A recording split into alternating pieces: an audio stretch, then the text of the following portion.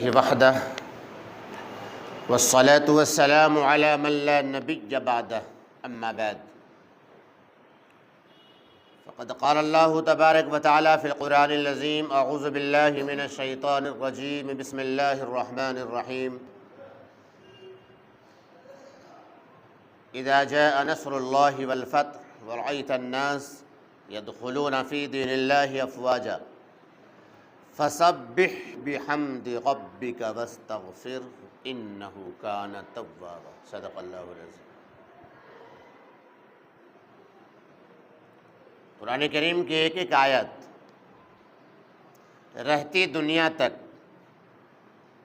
اور دنیا میں بسنے والے تمام انسانوں کے لیے ایک نصیحت ہے، اس میں ایک سبق ہے، ایک سیکھ ہے اور عمل کرنے کا جذبہ ہے، ہدایت ہے۔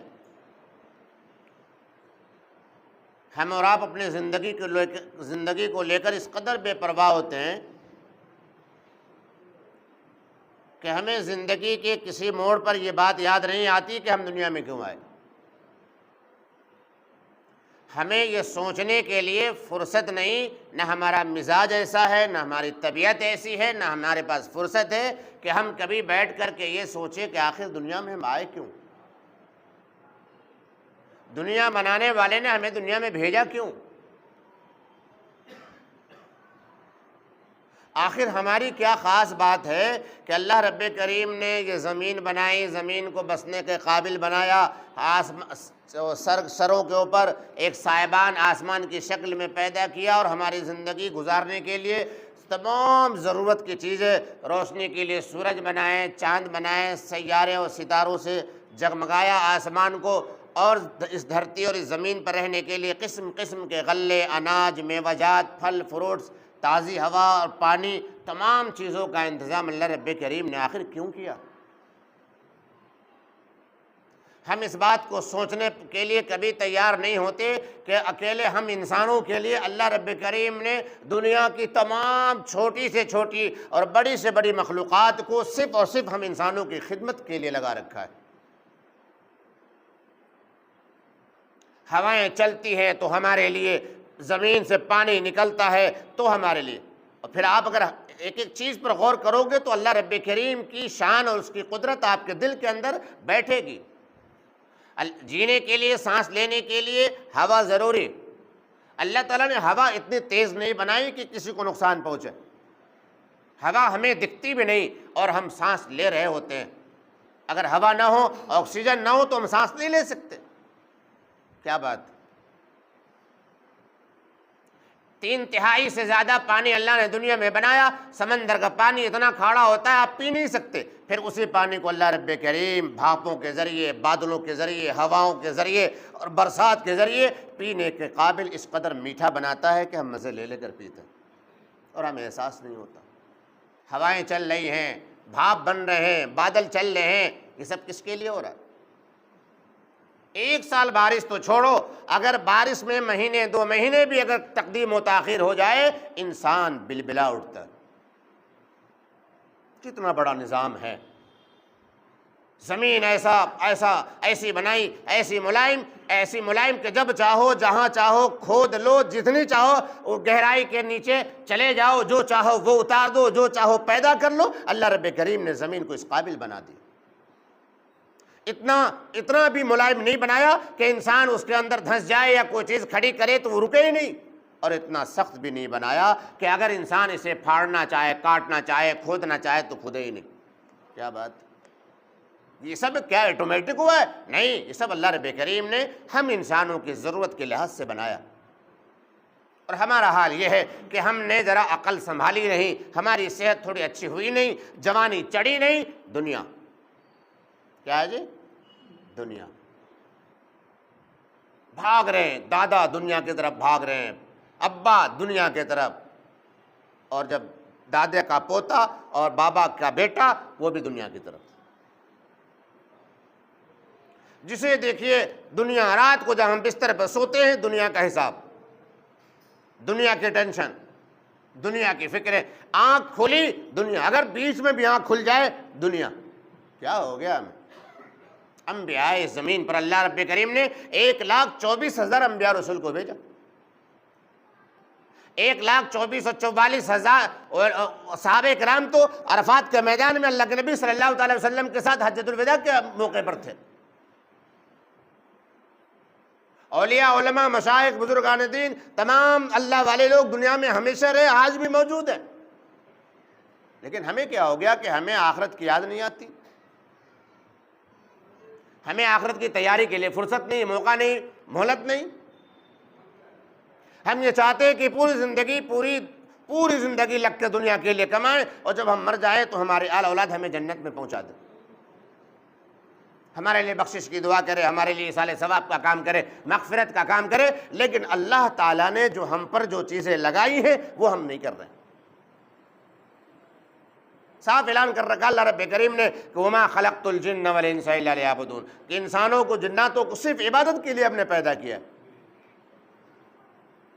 ہم نے اپنے زندگی کا مقصد بلا دیا. اللہ رب کریم کو دنیا میں جو بھیجنے کا مقصد تھا، اس مقصد کو ہم بالکل بھول کر دنیا میں ایسے ڈوب گئے کہ ہمیں مرنا ہے، ہم یہ بھی بھولے ہوئے، یاد نہیں ہمیں. اور حد تو یہ، بچوں سے کوئی گلا شکوہ نہیں، چڑھتی ہوئی جوانی ہے، نو عمری ہے، نوخیزی ہے. بچہ 10 سال کا تھا، 15 کا ہوا، 20 کا ہوا، ٹینشن نہیں ہے. ٹینشن تو لوگوں سے زیادہ ہے جو اپنے زندگی کے 40 سال گزار چکے ہیں، 40 سے اوپر 45 میں جا رہے ہیں، 50 میں جا رہے ہیں، 55 میں جا رہے ہیں، لیکن مسجد آنے کو اب بھی تیار نہیں، نماز کو آنے کو اب بھی تیار نہیں. جس آدمی کی 40 سال عمر ہو گئی، 45-50 سال کا جو شخص ہو گیا، 55-60 سال کی بہاریں جس نے دنیا کی دیکھ لی، اب بتاؤ بچائی کیا ہے؟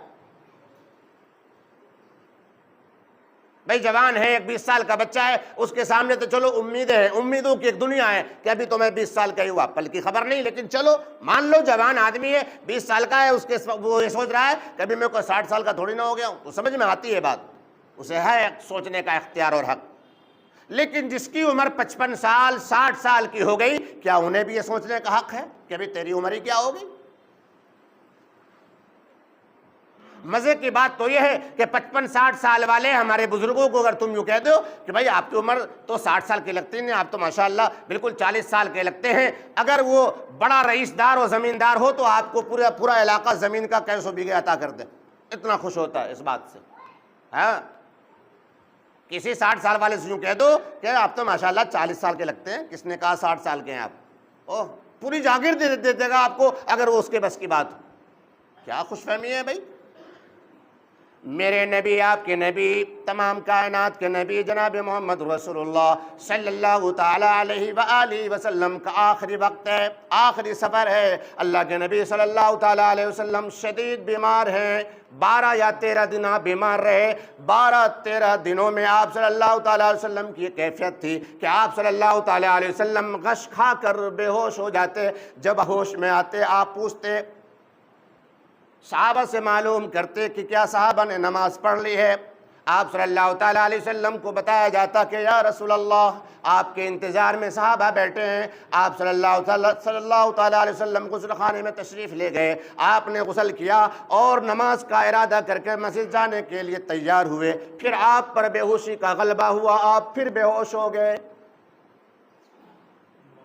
پھر آپ صلی اللہ تعالیٰ علیہ وسلم ہوش میں آئے. پھر آپ نے معلوم کیا کہ صحابہ نے نماز پڑھ لی ہے. آپ کو بتایا گیا کہ یا رسول اللہ، صحابہ آپ کے انتظار میں بیٹھے ہیں.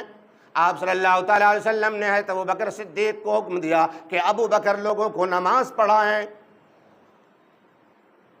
میرے نبی، آپ کے نبی جناب رسول کریم صلی اللہ تعالیٰ علیہ وسلم 12 یا 13 دن بیماری اور سر کی تکلیف کی شدت کو برداشت کرتے رہے. روایتوں میں آتا ہے کہ اللہ کے نبی صلی اللہ تعالیٰ علیہ وسلم نے ان 12 دنوں میں 11 دن جماعت سے مسجد میں جا کر نماز پڑھاتے رہے. بخشائے نبی، مغفور نبی، مرحوم نبی، مصفى نبی، کا یہ عالم ہے کہ بشارت آپ کو دنیا میں دی جا چکی تھی، آپ سے کوئی حساب نہیں ہوگا، آپ بخشے بخشائے ہیں، اللہ رب کریم کے لاڈلے ہیں، چہیتے ہیں، محبوب ہیں، آپ کی وجہ سے پوری خلقت جنت میں جائے گی۔ آپ صلی اللہ تعالیٰ علیہ وسلم کا یہ عالم ہے کہ بیماری کی شدت اور کمزوری کی وجہ سے مسجد میں چلا نہیں جا رہا ہے، زمین پر قدم آپ کے ٹکتے نہیں۔ روایتوں میں آتا ہے کہ آپ صلی اللہ تعالیٰ علیہ وسلم جب بیماری کے دنوں میں نماز کے لیے مسجد جا رہے تھے تو آپ کے قدم مبارک زمین سے گھسٹتے ہوئے جا رہے تھے، قدم مبارک آپ صلی اللہ علیہ وسلم کے زمین پر جمتے نہیں تھے، رکتے نہیں تھے۔ ایک طرف حضرت ابوبکر صدیق ہیں، دوسری طرف حضرت عمر ہیں، آپ نے دونوں کے کندھوں پر سہارا لیا ہوا ہے، قدم مبارک گھسیٹتے ہوئے مسجد نبوی میں تشریف لے جا رہے ہیں۔ کیا ہو گیا ہمیں؟ فَسَبِّحْ بِحَمْدِ رَبِّكَ وَاسْتَغْفِرْ۔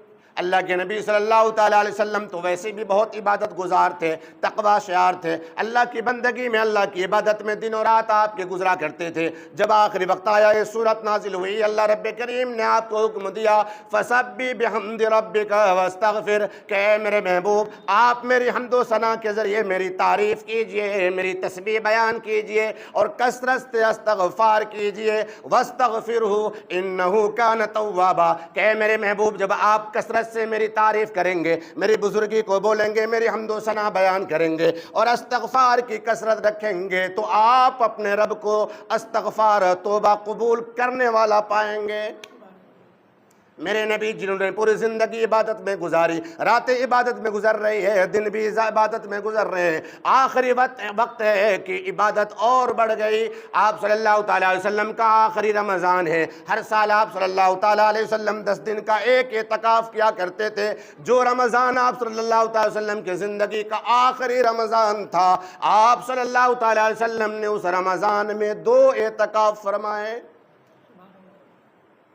اللہ کے نبی، میرے نبی، آپ کے نبی، فرشتوں کے نبی، جناتوں کے نبی، کائنات کے نبی جناب رسول کریم صلی اللہ تعالیٰ علیہ وسلم کا دستور تھا کہ رمضان المبارک میں جبریل امین آسمان سے اترتے تھے اور ایک ختم قرآن کریم کا دور حضرت جبرائیل آپ کے ساتھ کیا کرتے تھے۔ رمضان کا آخری زندگی کا آخری رمضان ہے، حضرت جبریل امین اس رمضان میں 2 بار آپ کی خدمت میں تشریف لاتے ہیں اور آپ صلی اللہ تعالیٰ علیہ وسلم سے قرآن کریم کا دور 2 دفعہ فرماتے ہیں۔ ہم نے دنیا کو ایسا بسا لیا، دنیا میں ایسے بس گئے کہ ہمیں زندگی کا مقصد یاد نہ رہا، ہم نے اپنی جوانی گوا دی، صحت ختم کر دی، بڑھاپے میں آ گئے، آنکھ کی روشنی، سنوائی، بینائی سب کمزور پڑ گئی، کمر ڈھیلی ہو گئی، طاقت جواب دے گئی، سارے معاملے کمزور ہو گئے، کسی طرح کا کچھ بھی بچا نہیں، پھر بھی اللہ کی طرف مسجد میں آنے کو تیار نہیں ہے۔ بتاؤ کب آئے گا وہ دور، کب آئے گا وہ زمانہ، کب آئے گا وہ دن؟ میرے نبی کا تو یہ عالم ہے، میرے آپ کے نبی کی یہ کیفیت ہے کہ بخشے بخشائے ہیں، اور آخری کے جو 10 دن ہیں اتنی طبیعت خراب ہے آپ صلی اللہ علیہ وسلم کی، اس کی شدت کی بیماری ہے، لیکن پھر بھی مسجد میں جا کر جماعت سے نماز پڑھا رہے ہیں۔ سر میں شدید تکلیف ہے، اللہ کے نبی حضرت عائشہ صدیقہ رضی اللہ تعالی عنہا سے ارشاد فرما رہے ہیں کہ اے عائشہ، میں نے خیبر میں جو کھانا کھایا تھا اس کھانے کی تکلیف آج بھی محسوس کر رہا ہوں کہ ایسا لگتا ہے کہ میری رگیں کٹ رہی ہیں۔ خیبر میں آپ صلی اللہ تعالی وسلم کو یہودیوں نے زہر دے دیا تھا، زہر سے بھرا ہوا کھانا آپ کو دیا تھا اور آپ نے چند نوالے کھا لیے تھے، اس کا اثر آپ صلی اللہ تعالیٰ علیہ وسلم کو زندگی کے آخری ایام اور آخری دور میں محسوس ہوا۔ میرے بھائیوں، ضرورت اس بات کی ہے کہ میں اور آپ سبھی عہد کریں کہ زندگی بڑی تیزی سے گزر رہی ہے، برف کی مانند پگھل رہی ہے، اور ہماری زندگی روزانہ، ہر پل، ہر گھنٹہ، ہر دن، ہر مہینہ، ہر سال ہماری زندگی مائنس کی طرف جا رہی ہے۔ ابھی جوانی ہے، صحت تندرستی ہے، اپنے پیروں پر کھڑے ہیں، مزید آنے کے قابل ہیں، اللہ نہ کرے وہ مجبوری کے دن شروع ہو جائیں، اس سے پہلے نماز شروع کرو، اس سے پہلے اللہ کے پاس آ جاؤ، اس سے پہلے ویسے بھی جانا ہے، آؤ مت آؤ، منمانی کرو یا رب مانی کرو، کیسے بھی کر لو، فرشتہ تو ایک دن آئے گا، اٹھا کر لے جائے گا، اللہ کے حضور کھڑا کر دے گا، سینکڑوں من مٹی ہوگی، اور اکیلے اس کوٹھری میں میں اور تم ہوں گے، کوئی نہیں ہوگا وہاں پرسان حال۔ اس دن کی تیاری کر لو، میں بھی نیت کروں، آپ سب بھی نیت کرو کہ انشاءاللہ ہم سب لوگ اپنے رب کے حضور حاضری کی اچھی سے اچھی تیاری کریں گے انشاءاللہ۔ اللہ تعالی عمل کی توفیق عطا فرمائے۔ وآخر دعوانا